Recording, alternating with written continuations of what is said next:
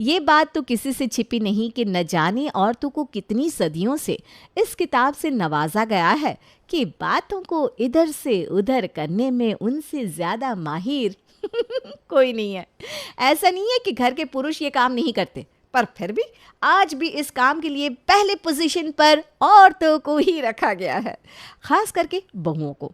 ऐसे ही कोई औरत आपके आसपास भी होगी जो ज़रा कच्चे कान की होगी और यहाँ की बात वहाँ करती होगी। और ऐसे ही ज़रा कच्चे कान की थी हमारी नेहा जी। और सिर्फ कच्चे कान की नहीं, शक्की मिजाज की भी। सवेरे सवेरे नेहा सोसाइटी के कंपाउंड में सब्जियां लेने जाती है और जैसे ही वो सीढ़ियों से नीचे उतरती है, सब्जी ले रही बाकी महिलाएं हंसने लगती है। मेरे कपड़े तो ठीक है ना, ये सब मुझे देखकर क्यों हंस रही हैं? फिर से वहां खड़ी सभी औरतें हंसने लगती है, जिसे देखकर नेहा का मूड बिगड़ जाता है और वो किसी से एक लफ्ज बिना कहे पूरे गुरूर में सब्जी वाले के ठेले के पास जाती है और सब्जी वाले से बातें करने लगती है। हाय नेहा, ना हाय ना हेलो। पारो, मेरे लिए 1 पाव भिंडी और 1 पाव तोरी तोल दे। शिमला तो ज़्यादा ताज़े नहीं लग रहे, जो भी बचे कुचे सारे मुझे दे दे। और 2 किलो आलू भी तोल दे। आलू तो 60 रुपये हो गए भाभी, लोग तो यहाँ गिन गिन कर आलू ले रहे हैं, बोलो तो तोल दूँ। सच में यार, इतनी महंगी सब्जियाँ हो गई है कि अब कोई भी सब्जी 1 किलो नहीं ली जा सकती। किसी चीज़ की कमी नहीं है मुझे, कल ही मैंने डायमंड सेट लिया है। ये आलू किस खेत की मूली है? तूने मेरे हाय का जवाब भी नहीं दिया। क्या बात है, मुझसे नाराज़ है क्या तू? अरे नहीं नहीं, मैं क्यों नाराज़ होने लगी किसी बात से। By the way, congratulations to all of you. तुम सब कोलगेट के एड में आने वाली हो ना? फिर तूने वही बात कर दी ना, किसी और की कुछ और बात सुनी होगी और कुछ और समझ लिया होगा। अगर कोलगेट वाले हमें टीवी पर ला रहे होते तो हम क्या यहाँ पारों से सब्जी खरीद रहे होते? बड़े बड़े मॉल वाले भी पारों से ही सब्जी लेकर जाते होलसेल में। ऐसा मत बोलिए भाभी। हाँ, अरे अब तुम लोग शुरू मत हो जाओ। तो इस तरह हमसे बात क्यों कर रही है? क्या बात हो गई नेहा? मैं सीढ़ियों से उतरी तो तुम सब मुझे देखते ही हंसने लगी ना। अब इतनी हंसी आ रही है तो जरूर तुम लोगों को दांत दिखाने के पैसे मिल रहे होंगे। मुझे लगा ही था तेरा शक्की दिमाग ही कोई प्रॉब्लम क्रिएट कर रहा होगा। अरे भाई, हम तुम्हें देखकर क्यों हंसेंगे बहन? वो तो तेरे पीछे संगीता का देवर आ रहा था। कल पता है उसने क्या किया? मुझे कंवारी समझकर शादी का प्रपोजल भिजवा दिया। अब जैसे ही उसकी नज़र मुझसे मिल रही है, बेचारा शर्मसार हो जा रहा है। वही तो, और तो कुछ और ही समझ बैठी। तुम लोग सच कह रहे हो? सिर्फ तेरी तसल्ली के लिए मैं अपने देवर को बदनाम तो नहीं करूंगी ना भाई। सच है, बिल्कुल सच। तो फिर ठीक है। ओ माय गॉड, कितना कुछ बताना है मुझे तुम सबको। पहले तुम लोग बताओ, क्या मसाला लाई हो? अरे क्या मसाला, मेरी तो ज़िंदगी नरक हो गई है। अच्छा होना ना सबसे बड़ा गुनाह है। आज के जीवन में मैं कभी नहीं देखती थी कि मेरी सास मेरी ननद से क्या बातें करती है। फिर जो संगीता के घर में हुआ, वो देखकर मैंने एक बार ऐसे ही अपनी सास के फ़ोन में कॉल रिकॉर्डर डाल दिया। डालने के बाद मैं तो भूल भी गई थी। एक दिन मेरी सास कहने लगी उनका फ़ोन हैंग हो रहा है, और उनका फ़ोन ठीक करने के चक्कर में मैंने कॉल रिकॉर्डिंग सुन ली। और क्या सुना, दिन भर मेरी सास सिर्फ़ और सिर्फ अपनी बेटी से मेरी चुगलियाँ कर रही हैं। इन लोगों के लिए इतना सब करने के बाद ये सिला मिला मुझे। अब तो मैंने सोच लिया है, मैं और मेरा पति अलग घर लेके रहेंगे। हे भगवान, बात इतनी बढ़ गई? कुछ ज़्यादा ही उल्टा सुल्टा बोल दिया क्या तुम्हारी सास ने? ऐसी ऐसी ओछी बातें कही है जो मैं तुझे बता भी नहीं सकती। अरे मेरे पीछे से दोनों माँ बेटी जाकर सोने के गहने खरीद कर लाती है। मेरे पति की कमाई वो वहाँ अपनी बेटी को दे रही है और मुझसे कहती है मैं पैसे उड़ाती हूँ। अरे भाई, वो मेरा पति है, मैं चाहूँ तो सारे पैसों को अपने हाथ में रखूँ। और इस तरह सारी सहेलियां एक दूसरे को अपने अपने ससुराल की बातें बताती है। अपनी रसोई में सब्जी बना रही नेहा के दिमाग में भी यही बातें घूम रही थी।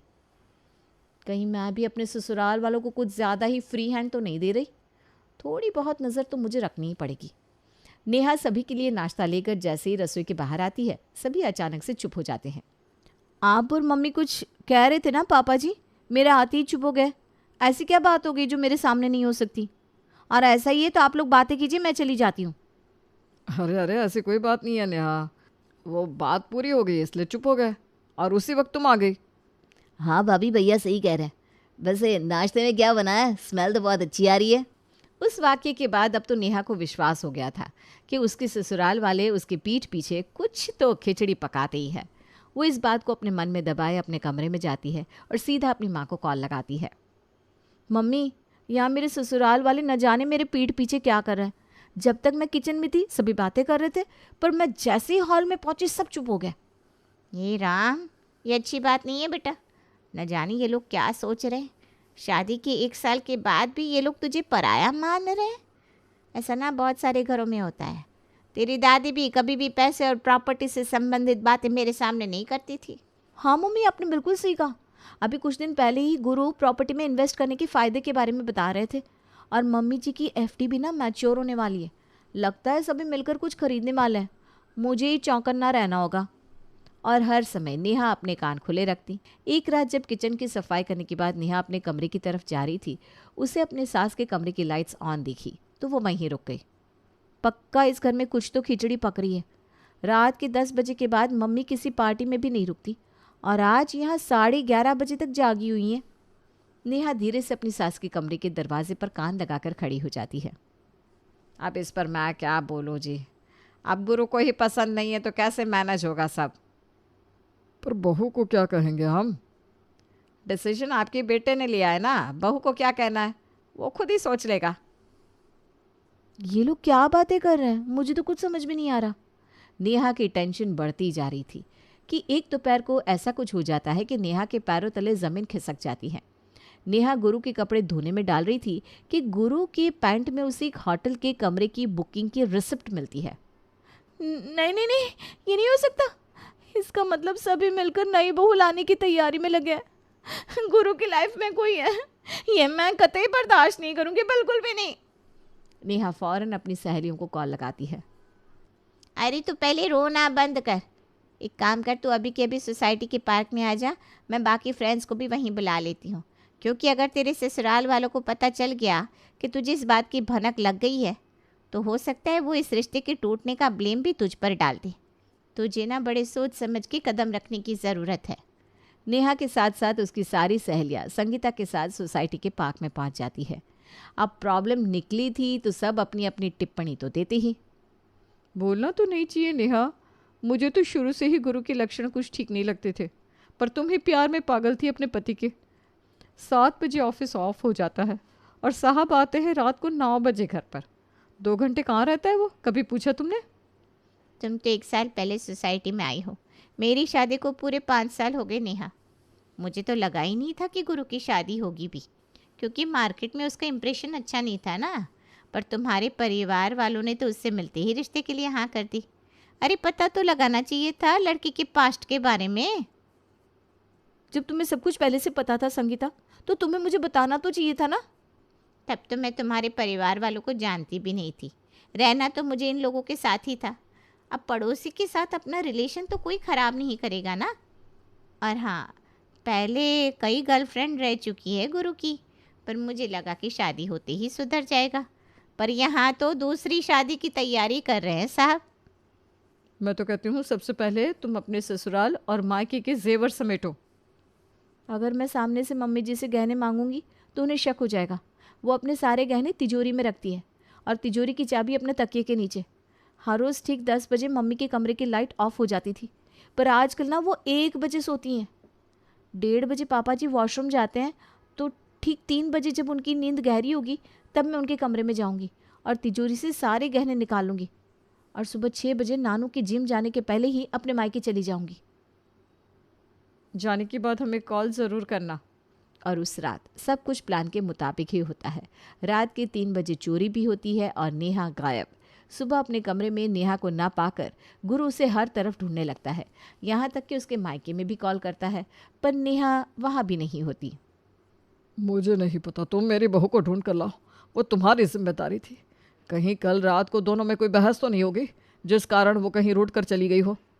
ऐसा कुछ भी नहीं हुआ है पापा हमारे बीच में, और रात को तो वो अच्छी तरह से मुझसे बात करके सोई है। सुबह मैं जब जिम जा रहा था तो भाई के कमरे का दरवाज़ा खुला हुआ था, यानी उस वक्त तक भाभी जा चुकी थी। अभी तक तो सभी को लग रहा था कि सिर्फ घर की बहू ही गायब हुई है, पर असली सच तो अब खुलने वाला था। रोती हुई मनीषा जैसे ही अपने कमरे में जाती है तो वो देखती है कि उसकी तिजोरी तो लॉक ही नहीं है। जैसे ही तिजोरी का दरवाज़ा खोलती है तो देखती है कि अंदर कुछ भी नहीं है। तिजोरी खाली देखते ही मनीषा जोर से चीखती है और वहीं बेहोश होकर गिर जाती है। सभी भागते हुए कमरे में आते हैं, जहां जमीन पर नानू को अपनी भाभी का फोन मिलता है।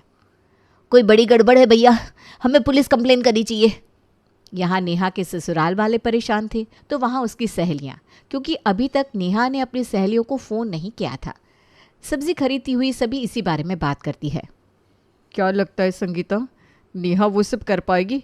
क्योंकि अभी तक मुझे उसका कॉल नहीं आया, ना ही उसके घर से कोई चीखने चिल्लाने की आवाज़। अरे भाई, किसी की शादीशुदा बहू घर से गायब होगी, वो भी शादी के 1 साल बाद, तो उसके ससुराल वाले तो यही समझेंगे ना कि वो किसी के साथ भाग गई है।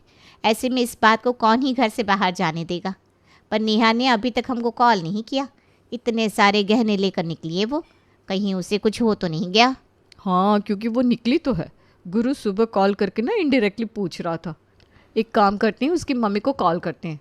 यहाँ से निकली है तो अपने मायके ही गई होगी। कविता नेहा की माँ को कॉल लगाती है। और आंटी जी कैसी हैं आप? नेहा को ज़रा फ़ोन दीजिए ना। अरे क्या बात हो गई, सुबह जमाई जी ने फ़ोन किया, आप तुम? नेहा नहीं है यहाँ। कहाँ गई मेरी बेटी? हाँ, कहाँ है मेरी बेटी? बात करवाओ उससे।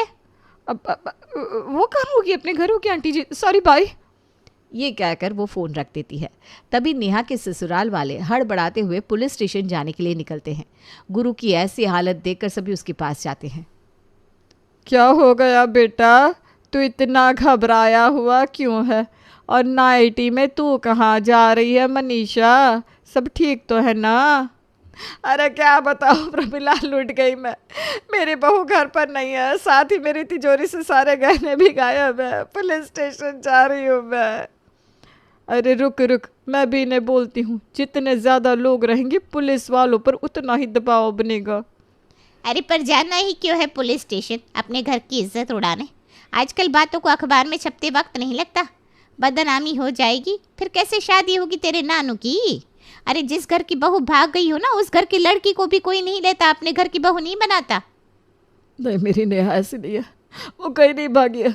हमारे घर में चोरी हुई है या किडनैपिंग, लेकिन मुझे नहीं पता। बीनू ना बिल्कुल ठीक कह रही है। अगर चोर आया होता तो घर की चीज़ें यहाँ वहाँ बिखरी पड़ी होती। उसे कैसे पता चला कि तिजोरी की चाबी कहाँ रहती है?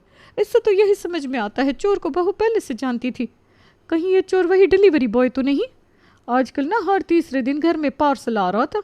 मनीषा, तुझे ना उसी वक्त समझ जाना चाहिए था। यहाँ मोहल्ले में ड्रामा चल रहा था कि सुषमा भी इस ड्रामा में शामिल होने रोती बिलखती पहुँच जाती है। पुलिस स्टेशन तो जाएंगे ही हम, और एक केस आप लोगों पर भी होगा। आप लोगों ने मेरी बेटी को गायब किया है। बात को इतना बढ़ता देख कविता और संगीता नेहा के प्लान के बारे में सभी को बता देती हैं। सभी पुलिस स्टेशन पहुंचते हैं। इतने सारे लोग एक साथ पुलिस स्टेशन में आएंगे तो क्या ज़्यादा अच्छे से रिपोर्ट लिख लूँगा मैं? लड़की का पति और उसकी माँ पुलिस की गाड़ी में हमारे साथ उसे ढूंढने निकलेंगे और बाकी सब जा सकते हैं। पर मोहल्ले वाले कहाँ रुकने वाले थे। सभी अपनी अपनी गाड़ियों में पुलिस की गाड़ी के पीछे पीछे नेहा को ढूंढने निकल पड़ते हैं और उन्हें मिलती है नेहा झाड़ियों के बीचों बीच। गुरु नेहा को देखते ही उसके मुंह से पट्टी हटाता है और उसके हाथ पैर खोलता है। मुझे लगा ही था कि तुम्हारे साथ कुछ अनहोनी हुई है। तुम ऐसी हालत में कैसे पहुंची नेहा? कल रात हमारे घर एक चोर आया था, उसने मेरा मुंह बांध दिया और हाथ पैर भी। पता नहीं उसे कैसे सब कुछ पहले से पता था। उन लोगों ने गहने चुरा लिए और मुझे अपनी गाड़ी की डिक्की में भर दिया, पर हड़बड़ी में वो लोग डिक्की बंद करना भूल गए। मैं घिसकर गाड़ी से नीचे आ गिरी। रात से यही हूँ मैं, कोई मेरी मदद के लिए नहीं पहुँचा। आप लोग नेहा को फ़िलहाल घर ले जाइए। हमारा एक आदमी नेहा जी से उस चोर का हुलिया पूछेगा और उसी के बेसिस पर स्केच बनाएगा। जिस हिसाब से नेहा जी बता रही है, चोर ज़रूर आसपास का ही कोई है, वो हमारे हाथों से बचेगा नहीं। और 2 दिन के अंदर अंदर पुलिस चोर का पता लगा लेती है और पुलिस का मार पड़ते ही चोर सब कुछ बक देता है। मैं कोई बड़ा चोर नहीं हूँ साहब, मैं तो बस हर सोसाइटी में चक्कर लगाता रहता हूँ और हाथ साफ करता हूँ। दिन में झाड़ू वाला बनकर मैं इस मेम साहब की सोसाइटी में झाड़ू लगा रहा था, तो मैम साहब अपनी सहेलियों को बता रही थी कि पिछली रात इन्होंने डायमंड सेट लिया है। मैं समझ गया कि एक मोटी पार्टी है, तो मैं इनका पीछा करने लगा। और फिर एक दिन ये सारी महिला मंडली एक साथ बैठी थी, जहाँ मैडम ने बताया कि इसकी सास चाबी तकिए के नीचे रखती है, गहने तिजोरी में, अरे कौन कितने बजे सोता है सब कुछ बता रही थी तुम। इसीलिए कहा जाता है ससुराल की बात ससुराल तक ही रहनी चाहिए। क्या जरूरत थी बहू तुम्हें घर की ऐसी ऐसी जानकारी अपनी सहेलियों को देने की, और वो भी पब्लिक प्लेस में। तो मैं क्या करती पापा जी, आप लोग तो मुझे घर से निकाल रहे थे। गुरु किसी लड़की के चक्कर में था, उसके पॉकेट से होटल के कमरे की बुकिंग रिसिप्ट मिली थी मुझे। अरे मेरी माँ, हम तुम्हारे बर्थडे की प्लानिंग कर रहे थे, तुम्हारे सामने ही कर लेते क्या? वो होटल रूम में मैं तुम्हें ही सरप्राइज देने वाला था। ये सुनते ही नेहा अपना सर पकड़कर बैठ जाती है। एक छोटी सी गलतफहमी आज इतनी सारी प्रॉब्लम का जड़ बन चुकी थी। इस दिन के बाद नेहा के साथ साथ मोहल्ले की सभी औरतें ये कसम खाती हैं कि वो कभी आधी बात सुनकर उसका पूरा निष्कर्ष नहीं निकालेंगी और ना ही अपने ससुराल की बात यहाँ से वहाँ करेंगी। हंसा की नई नई शादी हुई और शादी के बाद उसने जल्द ही अपने घर को संभाल लिया। वो जल्दी जल्दी घर का काम करती और फ्री होकर अपने मोबाइल फोन में बिजी हो जाती। उसकी इस आदत से उसकी सासू माँ चिढ़ जाया करती थी। क्या हंसा, जब देखो तू मोबाइल में ही लगी रहती है, ऐसा क्या देखती है सारा दिन इसमें? कुछ नहीं मम्मी जी, बस यूं ही। और वो हंसकर टाल जाती है। हंसा का ऐसे मोबाइल में लगे रहना उसकी सास गरिमा को बिल्कुल पसंद नहीं था और वो इसकी शिकायत अपने बेटे अमित से करती है। अमित, तेरी बीवी का तो गजब का शौक है, हर समय मोबाइल में ही घुसी बैठी रहती है। तो क्या हुआ मम्मी, वो अपने फ्री टाइम में ही तो मोबाइल पकड़ती है ना, आपको इसमें तो कोई दिक्कत नहीं होनी चाहिए वैसे। अरे दिक्कत क्यों नहीं होगी, आदमी हर समय मोबाइल में क्यों लगा रहे भला, ऐसा कौन सा खजाना गड़ा हुआ है उसमें? हंसा तो साथ बैठती भी है तो मोबाइल में लगी रहती है। मैं कह देती हूँ मुझे ये सब बिल्कुल पसंद नहीं है, कह देना उससे। फिर वो वहां से गुस्से में निकल जाती है। पर ये क्या, वो हंसा को रसोई में खड़ा देखती है जहां हंसा अभी भी मोबाइल में डूबी हुई है और गैस पर कुछ चढ़ा कर रखा है। ये देखकर गरिमा गुस्से में हंसा से कहती है, हंसा क्या कर रही है, तेरा दिमाग सही नहीं है क्या? अरे रख मोबाइल, मैं कहती हूँ रख इसे। क्या हुआ मम्मी जी, मैं तो मोबाइल से। अरे चुप हो जा, मुझे कुछ नहीं सुनना। तेरी इन्हीं हरकतों की वजह से मेरा बीपी बढ़ता रहता है, लेकिन तुझे क्या, तुझे तो अपने मोबाइल के आगे कुछ और दिखाई देता ही नहीं। और वो बड़बड़ाते हुए ड्राइंग रूम में आ जाती है जहां गरिमा को देख उसके पति सोमेश कहते हैं, क्या हुआ भाग्यवान, क्यों एटम बम बनी घूम रही हो, किस पर फटने का इरादा है? आप ना बस मजाक मस्ती में ही रहिए।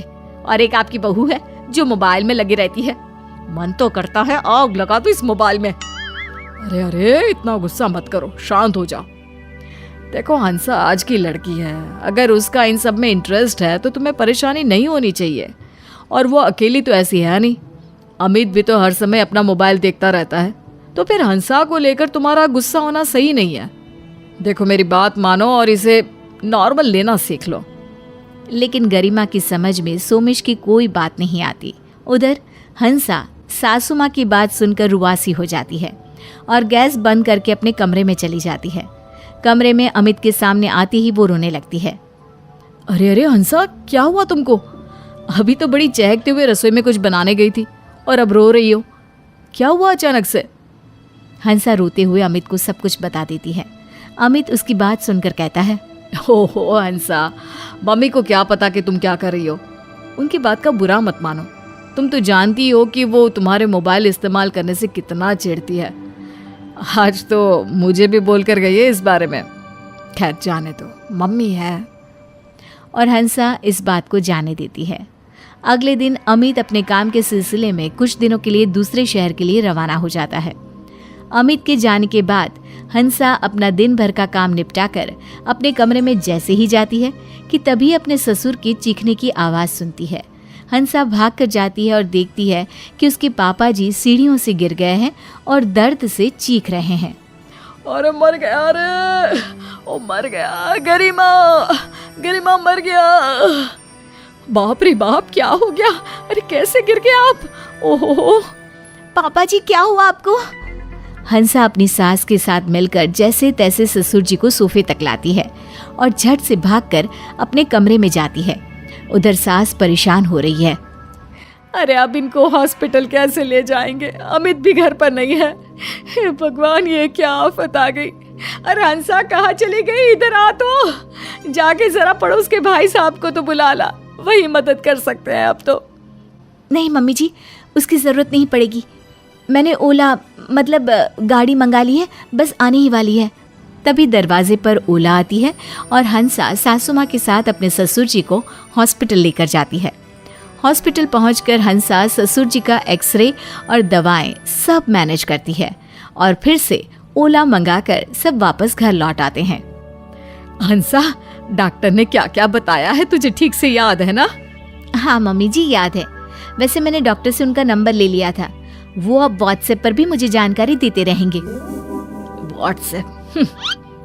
अगले दिन हंसा ससुर जी के लिए बोन सूप बनाकर लाती है।